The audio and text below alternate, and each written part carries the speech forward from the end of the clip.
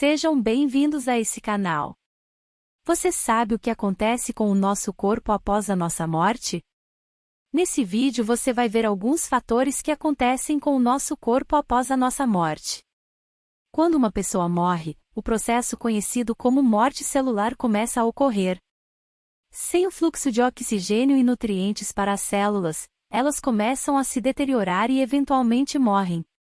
Isso leva a uma série de mudanças físicas e químicas no corpo que podem ser observadas após a morte. Algumas dessas mudanças incluem a diminuição da temperatura corporal, conhecida como resfriamento cadavérico, a interrupção da circulação sanguínea, o que leva à lividez cadavérica, manchas roxas na pele, e a rigidez muscular conhecida como rigor mortis. Com o tempo, as enzimas digestivas do próprio corpo começam a digerir os tecidos, levando à autólise. Além disso, as bactérias que normalmente vivem no trato gastrointestinal também começam a se espalhar pelo corpo e contribuir para a decomposição. Todo esse processo pode levar a odores desagradáveis, como resultado da liberação de gases e produtos químicos. É importante notar que, embora essas mudanças possam ser perturbadoras, elas fazem parte do ciclo natural da vida e da morte. Com o tempo, as mudanças que ocorrem no corpo após a morte podem ser vistas em níveis macroscópicos e microscópicos. Macroscopicamente, o corpo pode se tornar pálido, flácido e inchado devido à retenção de líquidos, e as articulações podem se tornar rígidas. As características faciais também podem mudar devido à falta de tensão muscular, o que pode fazer com que a boca se abra e os olhos se afundem. Microscopicamente, as células começam a se desintegrar e os tecidos a se quebrar. Os micro-organismos que normalmente habitam o trato gastrointestinal começam a se espalhar pelo corpo e a decompor os tecidos. Isso pode levar à liberação de gases, que podem fazer com que o corpo se inche e se torne mais leve. Com o tempo, os restos mortais podem se tornar esqueletizados, à medida que a maior parte dos tecidos moles se decompõe e os ossos se tornam expostos.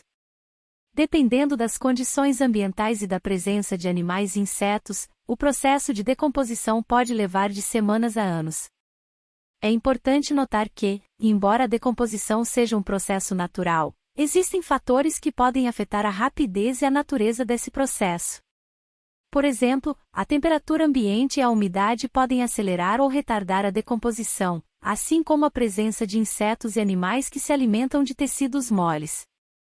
Além disso, existem várias maneiras pelas quais os corpos podem ser tratados após a morte para preservar ou alterar a aparência. Por exemplo, a embalsamação é um processo que envolve a injeção de fluidos químicos para retardar a decomposição e preservar a aparência do corpo. A cremação é outra opção que envolve a queima do corpo em altas temperaturas. Em alguns casos, o corpo pode ser doado para a ciência ou para fins médicos, o que pode envolver a conservação dos tecidos para uso em pesquisa ou transplante. Também é importante mencionar que, durante o processo de decomposição, podem ser liberados gases que podem ser perigosos para a saúde pública. Por isso, é importante que a manipulação de restos mortais seja feita com cuidado e por profissionais treinados para evitar riscos à saúde. Além disso, em muitas culturas, a maneira como os restos mortais são tratados após a morte é uma questão de crença religiosa ou cultural. Algumas religiões exigem que o corpo seja enterrado ou cremado de maneira específica, enquanto outras incentivam a doação de órgãos ou tecidos. Em alguns casos, a maneira como os restos mortais são tratados pode ser uma questão de escolha pessoal ou da família do falecido. Por isso, é importante ter conversas antecipadas sobre as preferências de cada indivíduo em relação ao tratamento de seus restos mortais.